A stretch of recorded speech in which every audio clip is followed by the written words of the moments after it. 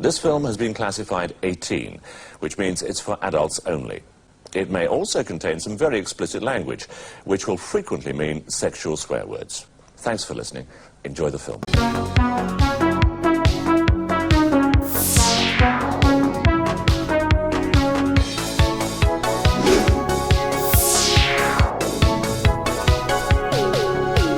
Hey, you boy! What day is it? Oh, me, sir?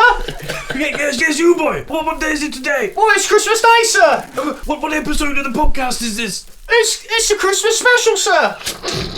Fucking hell. Yes, it is. It's part 2 of our review of Die Hard. So we left the classic Die Hard at the point where the two protagonists, John McClane and Hans Gruber, have their first interaction, and we did establish that they were both swinging their dicks at each other in this scene. 30 seconds into the second episode, and a dick is mentioned. A festive dick. A festive dick, yes. John McClane's New York Pig wrapped in a blanket. versus Hans Gruber's German Bratwurst. They're doing this via radio, aren't they? And McClane has stolen a radio Yep. and is now getting ballsy and is going to talk to them on it. And their interaction is amazing, isn't it? Yeah, it's just cat and mouse. It's one of the best scenes of the It's film. fucking great. And like Bruce Willis is amazing in this film, but I would say maybe 60% of the reason for me anyway why this film's so amazing is Alan Rickman. He's so cool in his delivery of this as well. Like, you know, he doesn't act shocked. He's just like, oh, He's trying to get information out of him without getting information out of That's him. what they're both doing, isn't it? But that's the dick swinging, is that Alan Rickman is so Yeah. sure there's nobody out there that can fuck up his plan that he doesn't care, but he must be like, what the fuck? Well, because after he sent down Carl's because brother. he was like, You are most troublesome for a security guard. yeah. Yes, again. That's it. Yeah, he's so fucking He's clever. trying, yeah, he's just trying to dipping fish. his toe in. Yeah. Dipping it in. But they're both doing it to each other. Yeah, aren't they? yeah. It is brilliant. So they have their sort of like back and forth, and we have the iconic line. Is this the most iconic line in Die Hard, isn't it? It's got to be. I think it is, yeah. Yippee-ki-yay, motherfucker. But they used to change it to... In the film, it was Yippee-ki-yay, Kimosabi. Kimosabi, yeah. What the fuck? On the edited for TV version. Yippee-ki-yay, Mr. Falcon. He doesn't say that later on, does he? He says Geronimo, motherfucker, which never caught on, I reckon. Because I always thought that he said yippee-ki-yay, motherfucker, when he was jumping off the building. Mandela effect. Yeah, I've got it like that as he's going off, like he's like yippee-ki-yay, motherfucker. You wouldn't scream that. No, I know, Too but much, I know. I think he's screaming like a bitch when he jumps off there. The reason that He none was of... screaming like a bitch. He was screaming like He was screaming like a Like butch. a man. Butch. So I think one of the reasons why none of the other Die Hard films come anywhere near this is because they don't have the intricacies. well, they don't have a villain. Don't have Hans Alan Gruber's- Rickman. And like Jeremy Irons is great in the third one. He's fucking great. He is. It's good in the third one when you find out it's his brother and it's got the flash from the first film. Yeah. Just for those 2 seconds, that's fucking cool. Yeah. But he also hates his brother, doesn't he? He hates Hans, but he's kind of like doing it out of honour. There's a difference, you know, between not liking one's brother and not caring when some dumb Irish flatfoot drops him out of a window. But Jeremy Irons is good. Yeah. But it's not to the same level that Alan Rickman is. Your classic No. sort of American casting as a villain as well. Like, But the trouble is, they say you don't yeah. get a second chance to make a first impression, and this was the first impression of Die Hard, and therefore you take it into your heart as it was, and everything else you are critical of, and you're looking for, like, you know, who's the common denominator, and it's like, Well, talking of first impressions though, Alan Rickman's first fucking film. Yeah. that's insane. What a way to come fucking straight out of the fucking... Out the gates, yeah. Do you know what I mean? Probably one of the best villain performances anyone's ever done. It's compared to the sort of films of the time as well, isn't it? It is quite different because obviously you had all of those, the Arnies and the Stallones and all that. It was the rise of the everyman. Yeah. Lethal it was, Weapon the year before in '87. So that's like Mel Gibson's getting a bit more towards John McClane. I think he was actually offered the part, Mel Gibson. Was he? Yeah, almost everyone was in Hollywood. Like fucking Burt Reynolds, fucking everyone. But the guy who did the music for this did the other Die Hard, but did Lethal Weapon as well. Really? Yeah, he did both. It's And he did some other ones as well. But I can't Music's What is great. it? The soundtrack is amazing. Lethal yes. Weapon where it's like, bow, wow, like it's just got some like mad like fucking renegade or something like.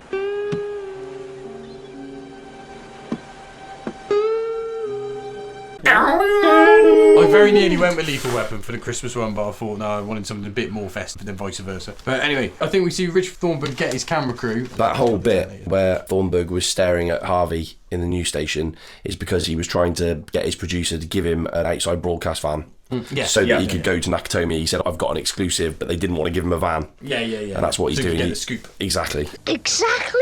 And then we have Hans realise that he had the detonators. He had the detonator. And then we see McClane smokes a cigarette. And I tell you what, the way Bruce Willis smokes a cigarette, it looks like the most enjoyable cigarette. He loves it. He really fucking loves that cigarette. Do you know what I mean? I watched it. He gets pleasure from smoking. Really pulling it like. It really made me want to fucking have a cigarette watching that. I thought, oh man, that looks fucking really enjoyable. But it would be after all the shit he's been through. I bet that fag was fucking amazing. And then he decides to give Al a radio, doesn't he? He's straight to the point, just gives him all the fucking information. You've got these terrorists that are not fucking around. These are serious guys. They're European, judging by their clothes and their cigarettes and that. Oh, so when he gets stopped, you know, he thinks he hears something, doesn't he? And their brand of cigarettes. This fucking cool little moment. It's I earlier thought on, that but he stopped because he just fucking twigged that their IDs were fake and that he realised how well financed they were. Oh really? I thought he was like, he could hear something No, or I something think he coming. was giving him information and he just fucking clicked another piece in his head. so his bit of exposition there is great because it was like there's this many people, you know, they're doing this. Yeah. I thought that was a good little sort of like, all right, that's what's going on. Yeah, it's a good recap. And Dwayne T. Robinson is a fucking knob. Well, he's the guy from Trading Places, isn't he? Hold on. Fuck off. He's the other arsehole. He's the other 80s arsehole. They dress him as a monkey at the end, didn't He they? has to get the fucking orange juice reports. Yeah. But what's his fucking name? Beaks. Beaks. Get the orange juice report of Beaks. Man, Trading Places, that was another one I almost went for. I fucking love that. Yeah, Yeah, that is up there. So he's in 2 of the best 80s Christmas films. Yeah, he's a dick in that as well, so he just does dick well, And doesn't he's he? in Breakfast Club. Yeah, he's the headmaster, isn't he? Yeah. Club. Don't mess with the bull, young man. You'll get the horns. Yeah, and he turns up and he's a right fucking crap. He's such a knob. Yeah. Jesus Christ, pal! The fucking bartender for all he knows. Yeah, Al tries to say he thinks he's a cop, doesn't he? Because he hasn't given that away yet. But I think like he gets out of the car and he's like, "What do these pricks want?" He's like, "Well, if you mean the terrorists," I think he gets off on the wrong foot with him like immediately by saying that to him. He's a man of principle, though, isn't he? I don't think he's taking any shit. In a way, he's right, because they don't know that there's any terrorists. He seems like it's his first situation where he's got to get involved. It feels like he's Bit green. a textbook cop. Like Gorman. he hasn't done his What is shit he? He's yet. the deputy chief of police, isn't he? So he's quite big news in LA. Yeah, I guess It's an underlying theme, isn't it, of this Ineptness. entire film? Yeah, is that people like, you know, Powell should really be running all that. Yeah, so yeah. I mean, he's got, and it's all like all the big wigs don't know what the fuck they're doing. That is the underrunning theme of this film, isn't it? I think that maybe just defines how well organised the Germans are. The Germans? Yes, You know?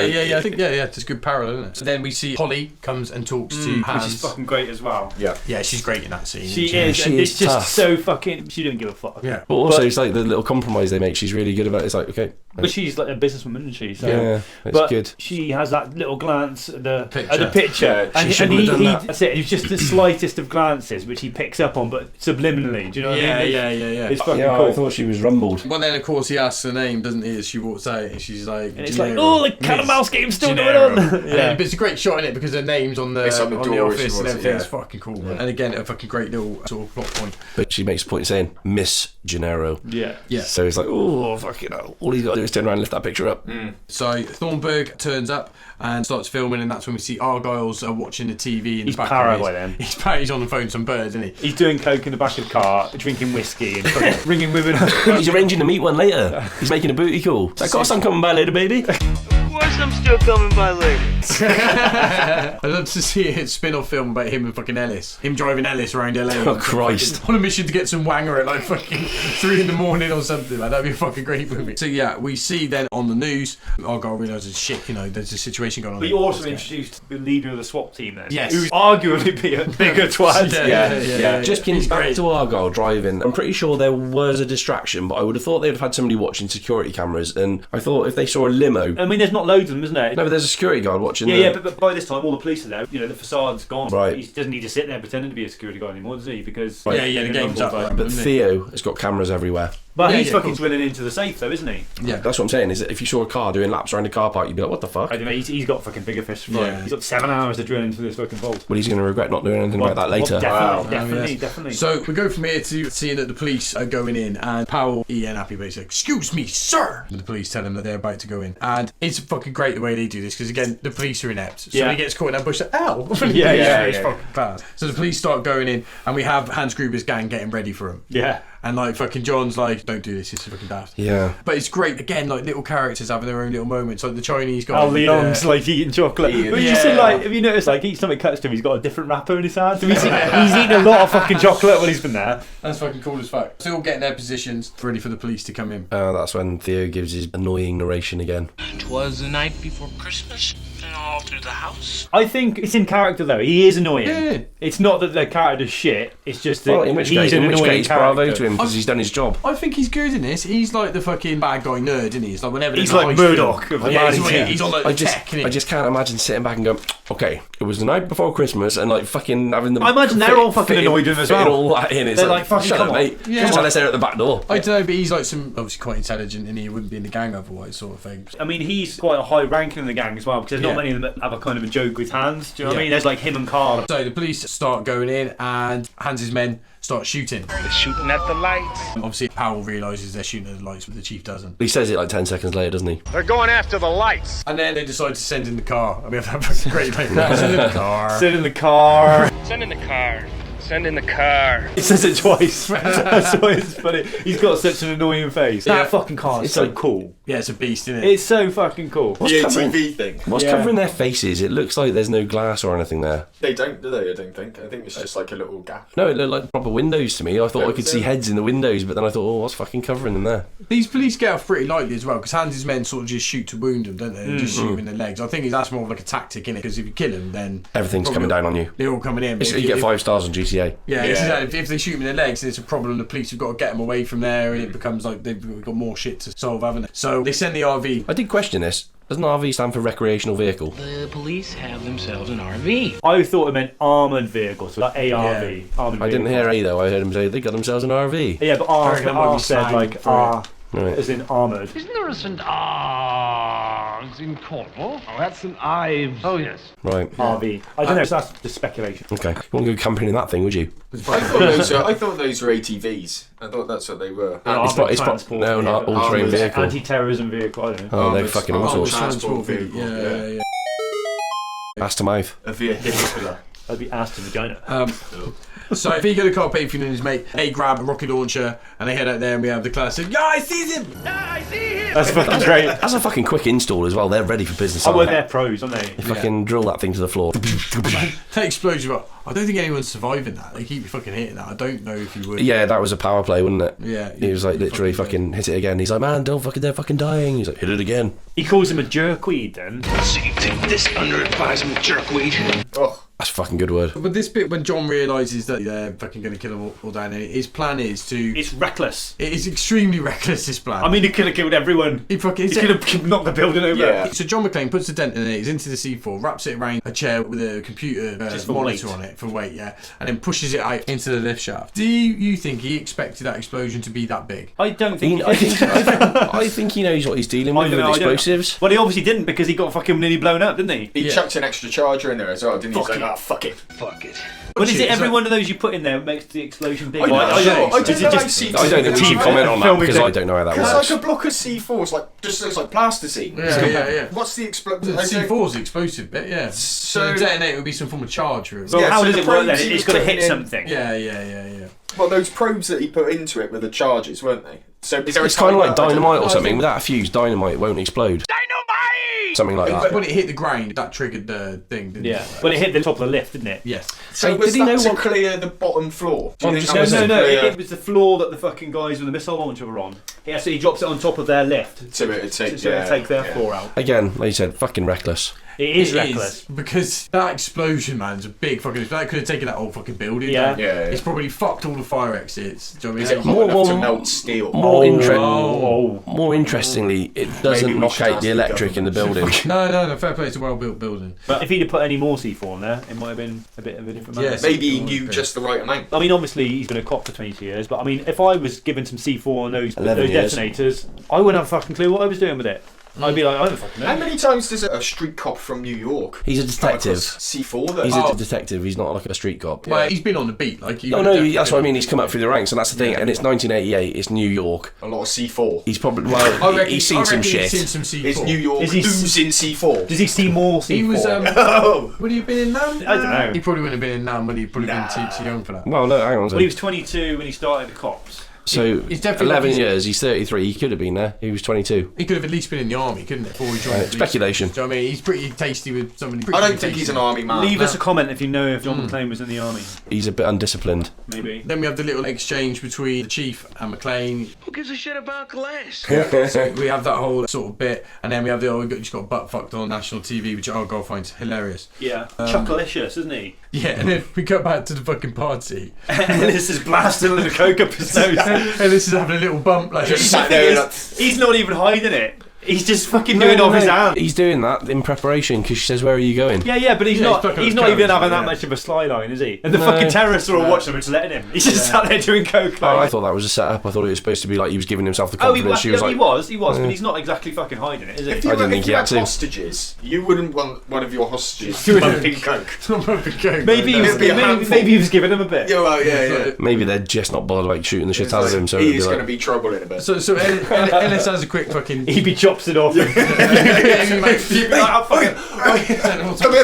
I actually think you're quite sound there. Come with me outside. I really need a shit.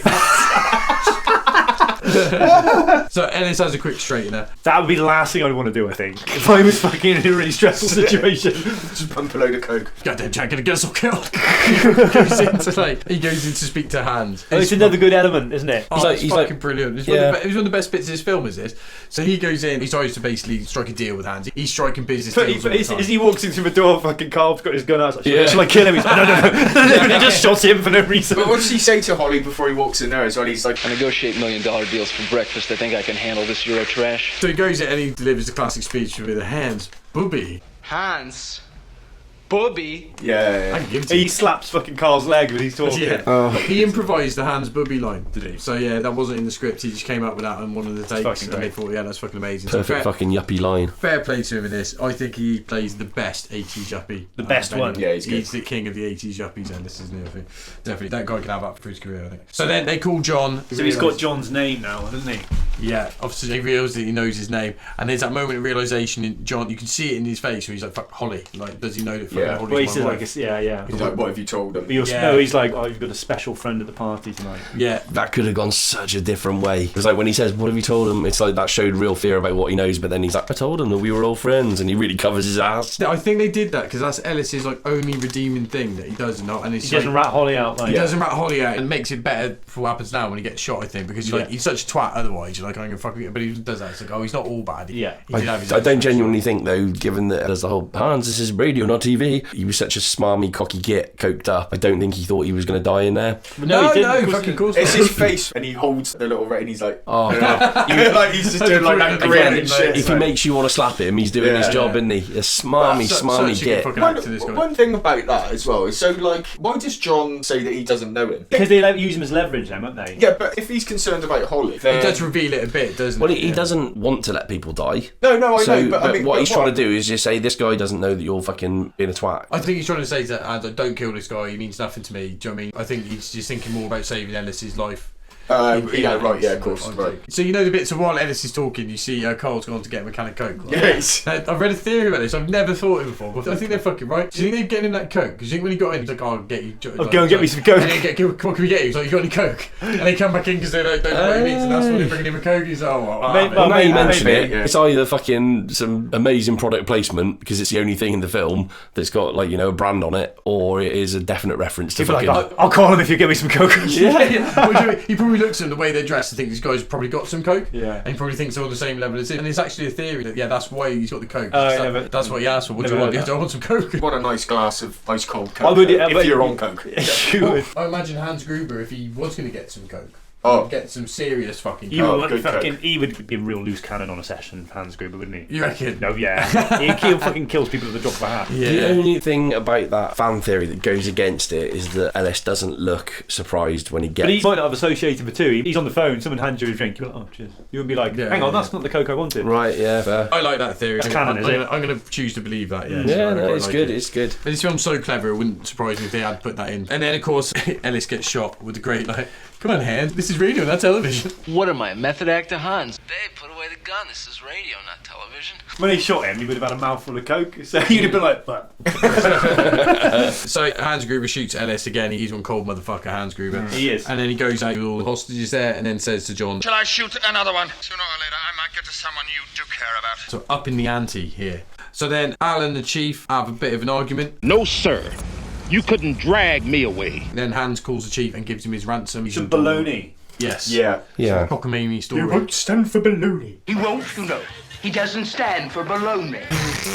Nice. Do you know what that? Yeah, man. I love that shot as well, man. That's a great shot when he's talking to Al and it sort of pans round and you sort of go round the back of Ellis's head. But it's blurred. Yeah, because I always used to think You could see through it. I was looking for that. Yeah, because I always remember it being you could see through it, but it's not. It's just like the blood glistening and shit. Isn't it? He's a fucking awesome But it's shot. great. It's just like he's in the foreground and like it's great.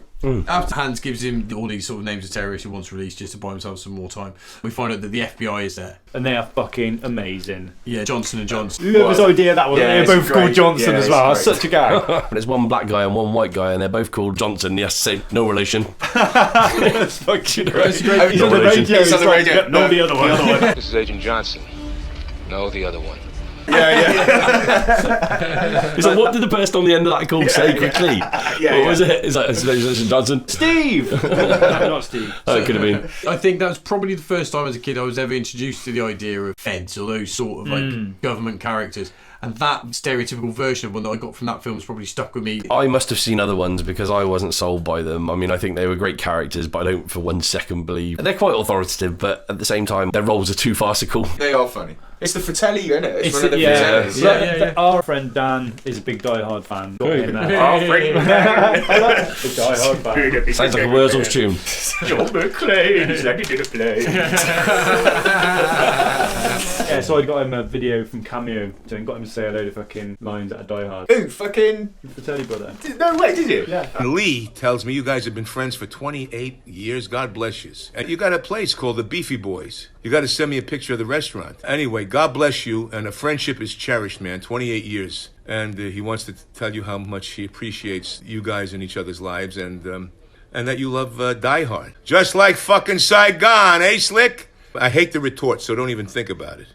What about the other one? When he says, who's in charge? He goes, I am. I go, not anymore. Not anymore. He made some real effort there, didn't he? That's fucking great. Yeah. So yeah, we have Johnson and Johnson, we have the interaction, we realise these guys are here to They're take worse. over. They're worse, You actually start feeling sorry for fucking Wayne Robinson, don't you? Yeah. Because he's like, he's nowhere near in the league of being an arsehole as they are. But it sets it out that you know it's like a just impending doom because the police are going to do something fucking stupid. You got Hans Gruber doing his shit. It's like the third element of the police. So we go from that scene to another iconic scene in this film, and this is the first face-to-face meet. Amazing. This was the first scene that Alan Rickman shot on his first day on the set as well, and they changed the script for this when they realised that he could do a good American accent. I think good American accent is a bit generous. Please, God, no, you're one of them, aren't you? You're one of them. Well, passable. It's passable. When they're first talking, when he comes down, he's like, oh. Okay, all right, you take that, he's scared. But there's a bit when John gives him a cigarette and he's like, so. You don't work for Nakatomi. And I was like, oh. He sounds like himself. It's weird because it's an English guy playing a German guy playing an American guy, and his accent slips. But you've got to forgive that. But is that how good an actor that Alan Rickman is? Is that he's like, I will do this accent, but I will do it slightly bad because it is Hans Gruber trying to do. I'm a German man trying to do an American accent. It wouldn't surprise me because he's just a phenomenal actor, isn't he? And so we have this whole scene, and it's the first face-off between the two of them. But the opening shot of it, though, he jumps down off the roof, and the camera lands on John's bare feet next to him. It's like when the Terminator arrives. It's like he's sort of standing up in that crouching pose. And it's Hans' first realisation of his weakness as well, isn't it? Well, because Hans is up near the roof, isn't he? He's looking for the detonator. Yeah, he's like seeing if everything was like rigged and stuff. When he tries to lead him off down that passage, there's a gun like taped or strapped. He put it down when he climbed up. When he was trying to look at the detonators, he left it there around the corner. Okay, I missed that. So he pretends that he's an employee of Nakatomi and his name's Bill Clay, which he reads off a board. Well, this is. Was it Bill Clay or just? There was William Clay up on the board. Right? Now he's not facing the board. John's facing the board. So he's memorised the names. He memorised it when he was memorising Takagi's information. I bet he has. I bet he knows the name of every single person that would be at that party. Yeah. He's fucking Hans Gruber don't fuck about, does he? He's different. Without the interference happening so early and a couple of unforeseen things, his plan is perfect, isn't it? He's a bit of a genius. Oh, if it wasn't for McClane, he'd be on the beach earning 20%. So of course we have the bit where Hans is sort of double cross, where John McClane's got his back to him. Well, John's giving him a gun, hasn't he? Yes. They have a little chat, don't they, and like a cigarette and all the rest of it, and it's a good reveal, isn't it? Well, they have a smoke together. Gives him his last cigarette. Yeah, and then he says, "Have you ever fired a gun?" And he's like, I spent a weekend at a combat ranch. You know those things that fire the red paint? Right, so when I was watching it and he did that little accent slip, I was like, oh, that's the moment that John McClane realises that there's something off. That's why he gives him a gun, but he gives it an empty gun. Well, he gives him enough fucking rope to hang himself, doesn't he? The gun will be with him or he'll try and kill him. Yeah. Whoever he may be. Yeah. But then the thing is, when he finds out that it's not him, he actually says he's quite surprised. He's like, that's a cool fucking accent. You gotta be on fucking TV with that accent. John McClane's fucking with him there. He's being a detective. When he fires at him, he turns around, he's got that cigarette, it's like smoke blowing in his eye, and he's like, Oops. no bullets. But they reckon that he saw his watch. His watch that gave him away. Something like one of the other terrorists had been wearing. He's such an observant guy. Yeah, that could just be a massive plot hole, and we're here talking about it, and it's actually just a real So genuine mistake. So do you think he clocked Hans like straight away? No, that's what I'm I saying. think he was suspicious straight away, and I think like he thought maybe there's something not right. I think And all of it suspicious was just to toy with him and like. Well, he must have known when he gave him the gun. Oh, he knew when he gave him the gun. If he had a gun in his hand, he won't be able to get him to monologue. Yeah, he knew when he had the gun. So then Carl turns up with another one of the terrorists, and they start shooting. One of the terrorists gets killed. Yeah, John McClane rolls onto the floor and sort of shoots him, and then Hans Gruber's like, shoot the glass! Shoot the glass. The fucking squibs are so fucking meaty in this film. I mean, they're close to like Robocop standards, aren't they? Especially Robocop is peak, isn't it? This guy goes running into that room, he's like, blows all his fucking legs to shit, and then his head goes through a fucking window. Fucking kneecaps him. Like his whole leg fucking blows up. Yeah. It's fucking brilliant. So when you get like the side, It's fantastic. Fucking love it. But that's a great idea. So Hans has told him to shoot the glass because John McClane is still barefoot. But also, something I thought last night is early on in the film, he's like, who gives a shit about glass? Is that like some foreshadowing? Never thought about that. So yeah, he runs off. Obviously, McClane now has cut his feet to absolute fucking ribbons. Poetic justice. This must be what they mean by poetic justice. Maybe. So this is the only bit of the film where it slows down, but it's like the emotional bit to the film is the fucking core, isn't it? It's John McClane sort of bearing all to Al over the radio, and they have their emotional scene as he's taking the glass over his foot, and you can see at this point that McClane doesn't think that he's going to survive this. Yeah, that's his last words, isn't it? So he sort of tries to give his last words to Holly, but sort of Al manages to sort of pep him up a bit, and it is a nice little scene. That, and then he puts his foot in his mouth, talking about why he's not on the street anymore. So we hear off Al why he isn't a beat cop anymore, and it turns out, I shot a kid. I shot a kid. He's like, yeah. If he'd even said toy gun, but he's like, he had a ray gun. He's like an looked alien. real enough. I was like, oh Christ. So, and again, that example of every character in this film having an arc and having a bit of sort of depth to it is fucking brilliant. And that's quite good actually, because like you said, everybody who matters has a bit of depth to them, but everybody who doesn't, like the deputy chief and all that, like, you know, they come on, they're stupid, and then they go off. You don't have to learn their background. Yeah. You do very quickly learn the people who matter. The other people are just like comic relief. It is very well written, isn't it? What minimal lines they have, they manage to fill it with like decent sort of information. Yeah. It is real well done. Those FBI guys, by the time you come back to them now, which is them fucking telling that guy to shut the power, you've already realised that they're complete fucking twats. Yeah, and they don't mind like fucking losing a shitload of the hostages. Yeah. So we see that the FBI are forcing this guy to cut the power. He's fucking poking him in the fucking chest with a fag in his hand. It was making me offended. It was really harsh. It'd be a really abrasive thing to happen to you. It's exactly the same as fucking Ghostbusters, isn't it? It was like, shut it down! Shut it on! The guy who gets on the radio is the guy out of the Burbs. Yes, he is. I think it's Art. He fucking is, you're right. I was trying to think what else he's in. Yeah, you could. It can't be done from here. I got the radio. Yeah, that is in from the Burbs, yeah, you're right. And that's great planning as well from Hans. Yes. Because he knew like the FBI were going to come in, play it exactly by the book, cut the power, which obviously will eliminate the fucking last of the locks on the vault. We have the amazing shot. I give you the FBI. So his plan all along was the FBI arriving and killing the power was the way it was going to happen. So some Darren Brown. And then we have the Ode to Joy fucking crack in as the safe opens, man. I defy any motherfucker to watch that bit when the vault opens and Ode to Joy kicks in and then he says, Merry Christmas, not to feel Christmassy as fuck. Merry Christmas. It's like so Christmassy, that bit. I raised my cider to that bit. Mate. Did you? That one guy goes in and flicks that brass tit. And it goes, ding. I bet that fucking really hurt his fingernail. I bet he was like, oh, you didn't want to show everyone. So they cut the power, the guys get in the vault. John McClane's like, what are you doing now? You know, he knows this is a fucking bad idea. But the FBI are loving it though, aren't they? They're like, they're pissing in their pants. That's right. That's how fucking dull they are. We have a loose segue here. He's on the phone to one. He's like, I guess it's up to the man upstairs. What are you doing upstairs, Hans? And then that's a little bit. John.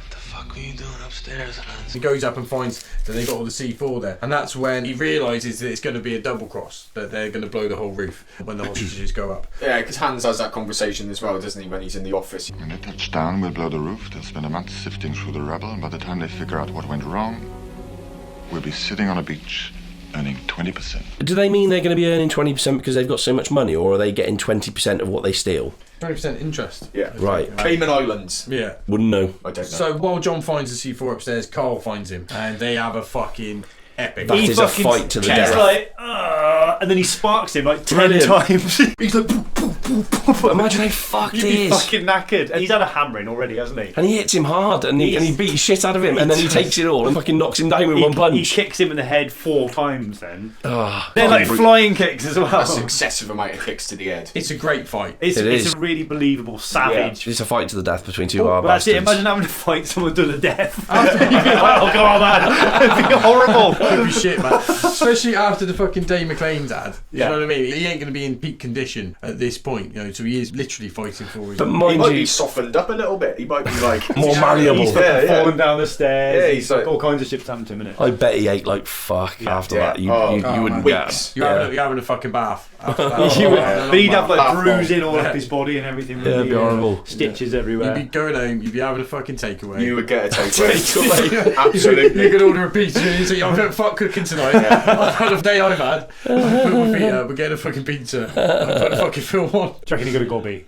I mean, he's not going to be able to. His bruised dick. Maybe a real slow one, like just like a real tender one. He's trying to watch a Christmas film, like watching vice versa, getting it on. Yeah. So while all this has been going on, we see that Thornburg has got one of his interns or whatever to find the details on John McClane and his wife, and they find out where Holly is. Yeah. And so they go to the house and they threaten the au pair or whatever with calling like immigration or whatever. Classy move. Yeah, 80s scumbag, and he gets their fucking kids on TV saying, just come home.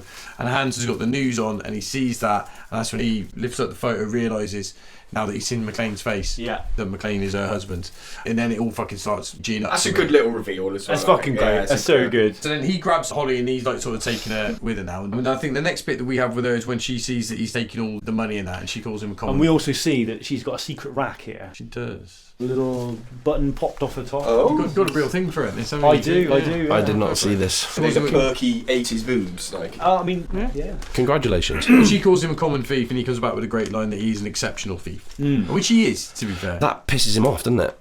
Yeah. I am an exceptional thief. I am an exceptional thief, Mrs. McClane, and since I'm moving up to kidnapping, you should be more polite. He takes pride in his craft. He does. Hans Gruber. So then we see the FBI, they're coming down in their gunships, and we see Johnson & Johnson, the classic. Just like fucking Saigon! Hey, Slick! I was in junior high, dickhead. I mean, one Johnson is getting his rocks off, isn't he? He's loving it.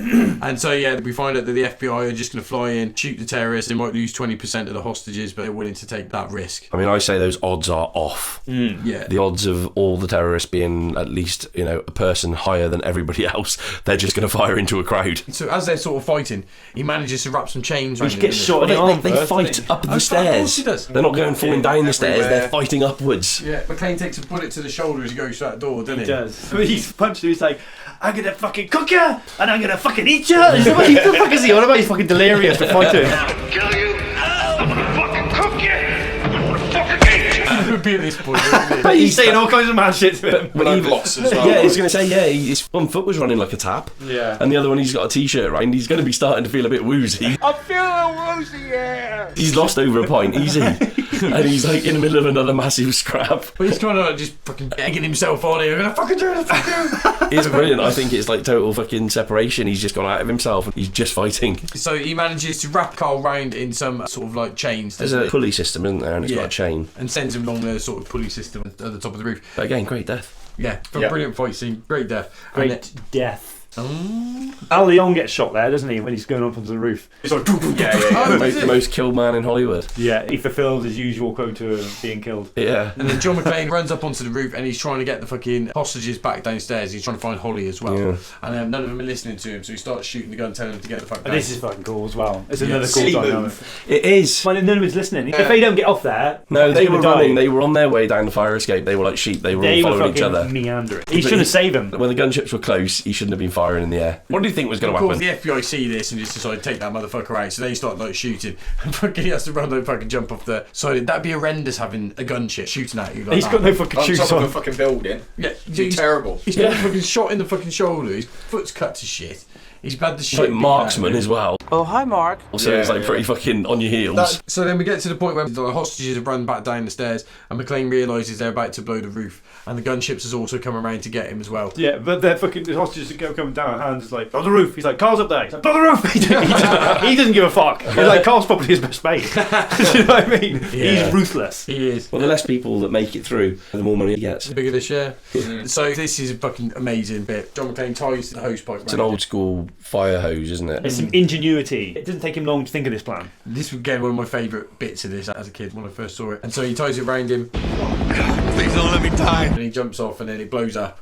And he swings down to a couple of floors below and then hits the glass. It is the most memorable scene in it of Die Hard, I think. I mean, I know it was an act of desperation, but you can't really have thought that fire hose holder was going to hold to the wall with the impact, so he must have known it was going to come off and then just praying it got caught on something. He didn't have any other options. That's what I mean. Yeah, It's an act of desperation, isn't it? But it's like no planning. He didn't take it off and hook it on something. He just jumped. When I was watching this, I was thinking, I can't believe no one's done a real fucking good 9/11 film yet. I was just thinking that then and not mentioning it because people fucking jump Yeah, in. Having to, it's like, what are you going to do? Yeah. I'm going to have to jump. Those Special videos effects of now, watching, man. those videos of watching. But it wouldn't be jump about through that, would it? fucking That would be mad. the end. I think that would be the poetic bit of the film. But I don't think anybody's ever going to want to touch that. They will. Not in, By the not time in this we're lifetime. like fucking 70, you know what I mean? It'd be like someone making a film about fucking Pearl Harbor, do you know what I mean? Or whatever. By the time we're in our fucking 60s or 70s, someone will make a fucking 9/11 film. Do you Yeah, I remember suppose. watching? Yeah, I do. Yeah, Fucking mad. Yeah.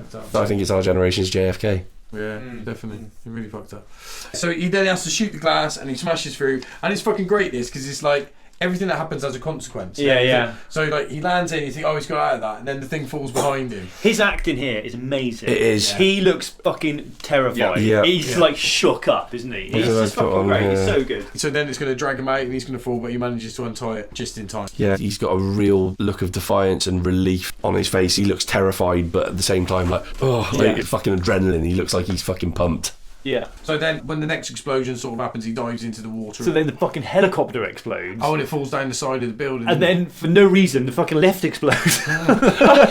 So why has the lift exploded? It dings. It's like the fire's on its way down the lift. It's like dum dum dum dum dum ding. What was in that lift? Why did the lift blow up? It must have just come down. Or like down the shaft is all. You ever come down a shaft? Once or twice. The shaft was oozing. Oh, was it oozing New York? You docking, were you? Okay, so you dive into the water. I'm gonna need some more FBI guys, I guess. Yeah, well, it looks like we're going to need some more. Because he's progressively getting more worried. He's like, Bear's going to have my ass. And then he's speaking to Powell. He's like, I don't like this, Powell. So he's more humanised as the film goes on. I quite like him by the end. Yeah. So, because you realise he was nowhere near as bad as the FBI guys. So he's a bit more sort of endearing by that point. Then we see Theo trying to escape, and Argyle has the end of his sort of little arc there or whatever. We took a real chance there, Argyle. He did. It was the limited information he had. I mean, he could have been fucking killing an ambulance around there. He's still trapped downstairs in a basement though. He's only knocked the guy out, and it was only a little sort of pop in the face. But he's like just real chuffed with himself when it cuts. Yeah, I mean, it does defy logic a little bit now, but it's a nice scene to round off his story. And by this point, you're so in this film. Yeah. Bless him. So then, fucking amazing. We have the standoff between John. McClane's checking his ammo first, isn't he? And he sees he's only got fucking 2 bullets left. Yeah, and then he looks over and he sees a trolley, and on that trolley is some Christmas tape. It's a fucking cool punch-in.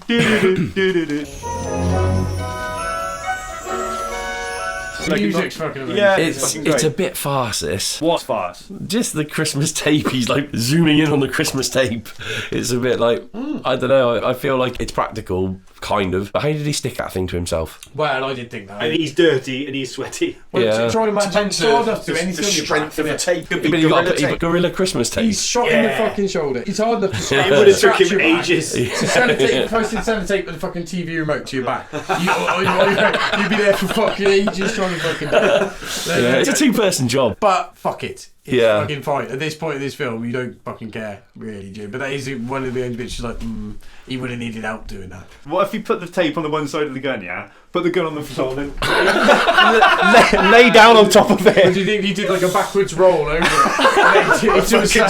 into a standing position, though? I reckon he just lay on it, and then when he got up, his hands would come around the corner and be like, what are you doing? What are you doing? He pretended to be asleep, didn't he?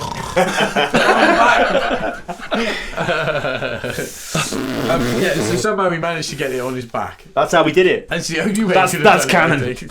Yeah, and he sees Hans, and Hans is like holding his wife with a gun to her, and then there's another baddie, and he's got like 2 bullets. Yeah, but he's got a machine gun in their eyes, but the machine gun is obviously devoid. Yeah, no, but I mean, like, ammo. this is the size of the man's bollocks though, because he hasn't got a machine gun. Yeah. He's got a gun with 2 bullets and 2 people to kill. Yeah, and they've both got guns, so he's got to hit them both. Yeah, that's ballsy. And one of them could have just fucking shot him as he came around the corner. Yeah. Obviously, they put the gun to Holly's head. They make him drop his machine. But there was another one as well. He fucking hits him with the jaw and knocks all the bearer bonds across the floor, doesn't he? Oh, that's so they alert into his presence. Yeah. And the classic thing: anybody that John McClane just hits in the face is instantly knocked out. I mean, well, you say that, but Carl's brother took a fucking pasting at the beginning, didn't he? He did, but I think you would be out if for you a while. hit the side of the head with the butt of a gun. If you were pistol whipped with a fucking assault rifle, I would just stay down, even if I wasn't. Just crying. Fuck that. I ain't getting back up. So yeah, he puts his gun down, puts his hands up to his head, and you got me. Yeah, and then Hans Gruber says, "Yippee-ki-yay, motherfucker." And then John starts laughing, and then they all start laughing. Wow. He's laughing to make them laugh, isn't he? Yeah. But Holly knows he's not really laughing because he wouldn't laugh. Yeah. And then like that. While they're laughing, he gets to drop on them by grabbing the gun from behind him and shooting both of them. Yeah. I mean, that's quick. He shoots Hans, and then he shoots the other one in the head, and then he fucking blows the fucking pistol. That's amazing. Classic. Happy trails, Hans. That's fucking so cool. And then sort of, but Hans isn't instantly dead. No. He falls back, and as he falls, he grabs hold of Holly.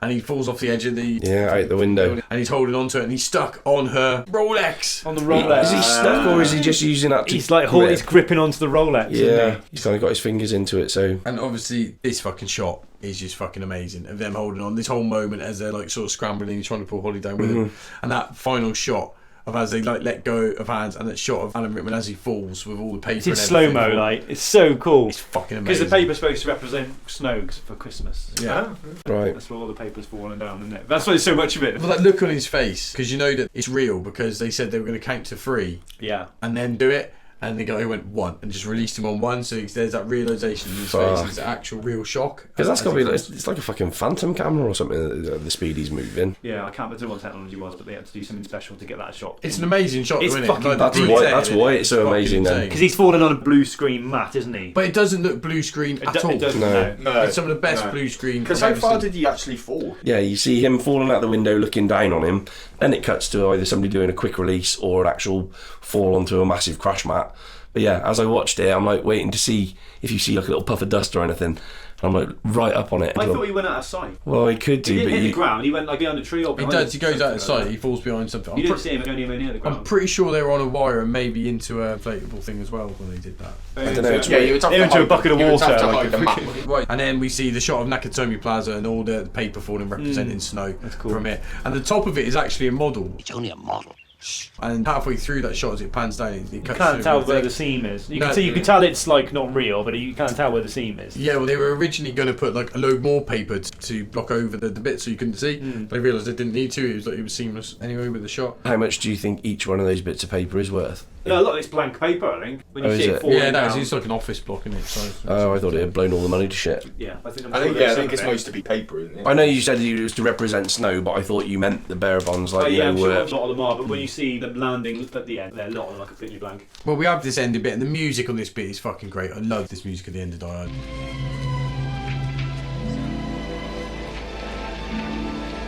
When I hear this music, it's like, oh, it's Christmas now. You know what I mean? So yeah, I we feel hear same that about music. Mariah Carey.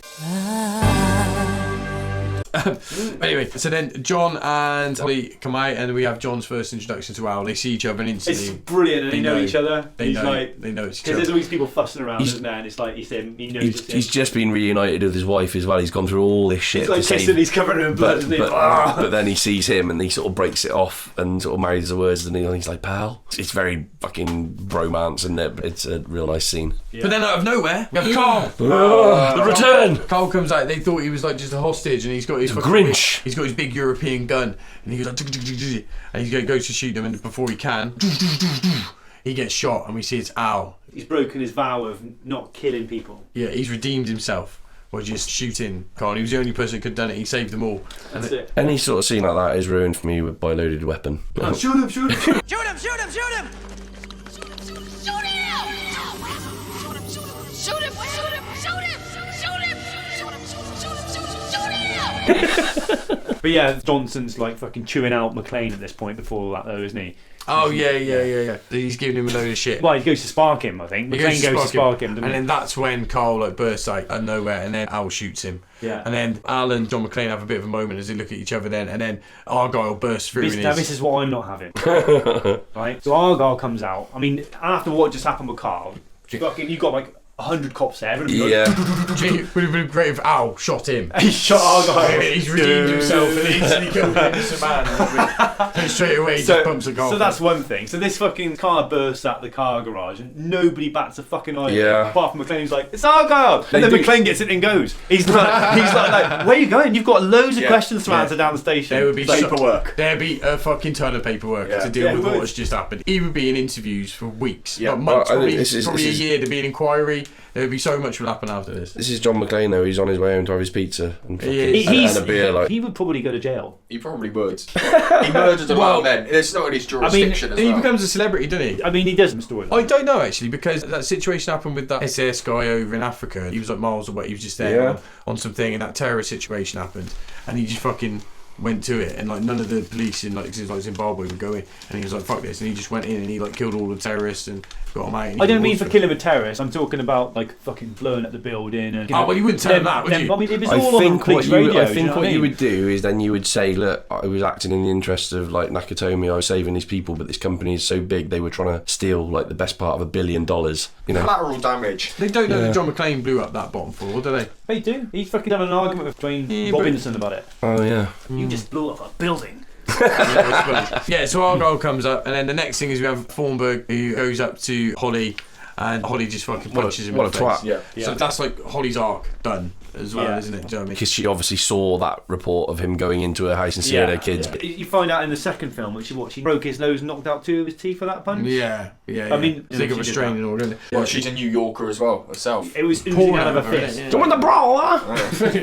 And we have the great line. Did you get hurt? So many quotable lines in this film. There is. And then obviously McClane and Holly get into the limo, and Argyle says, you know, if it's their Christmas, can't wait to see New Year. And he gets in the car and they drive off, and Let It Snow. Let It Snow comes in, and fucking hell, if you do not feel Christmassy at that point, you're fucking dead inside.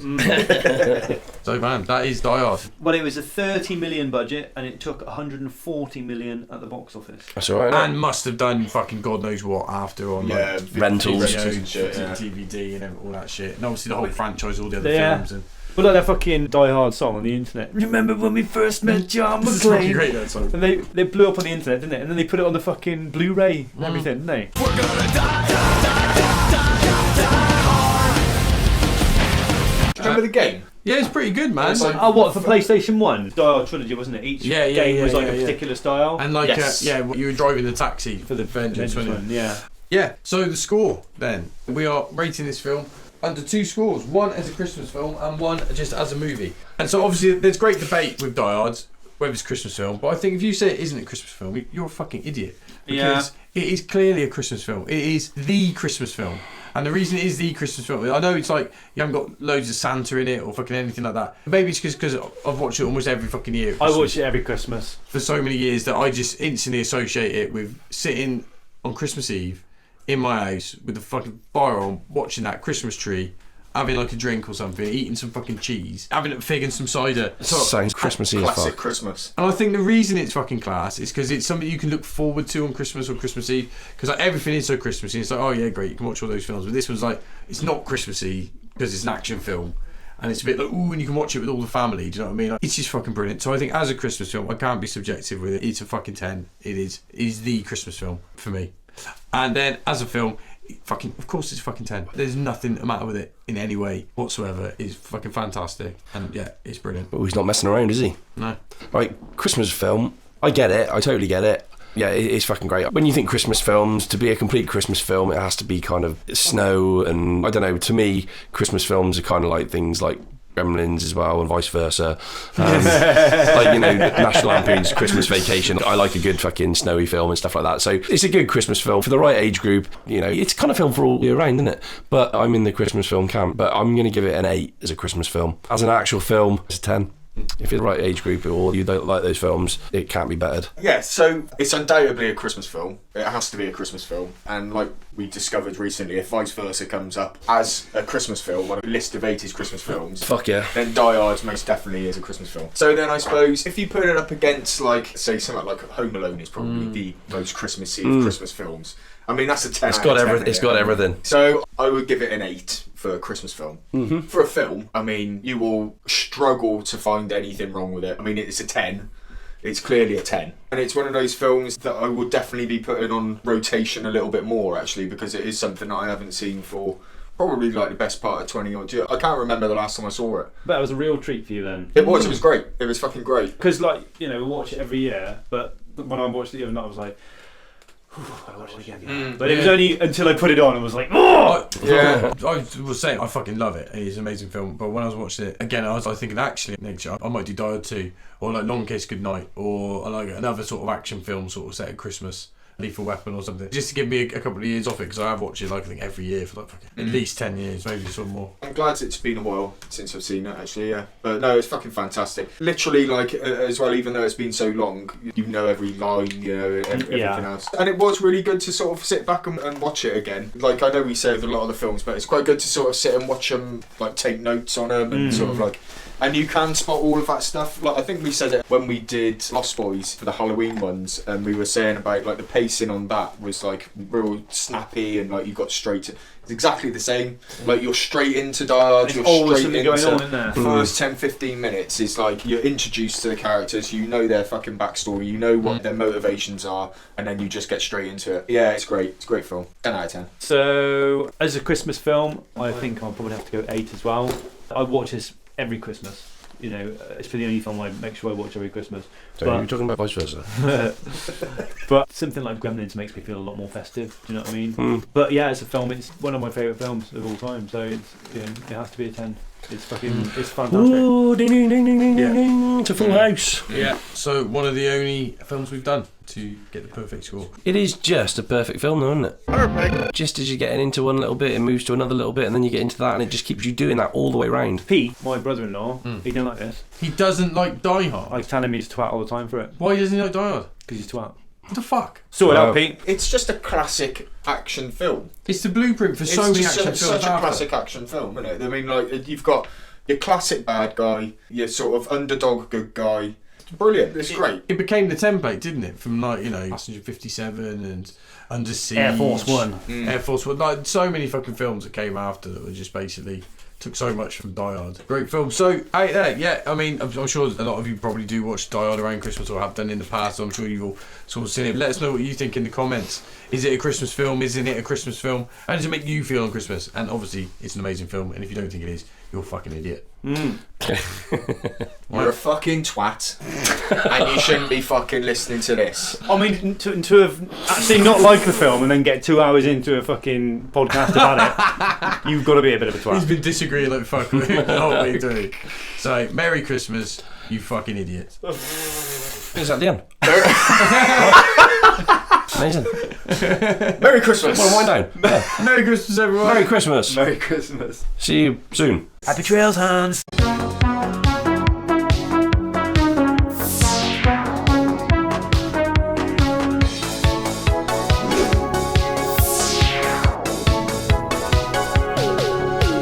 Beefy boys, God bless you guys. Here's looking at you.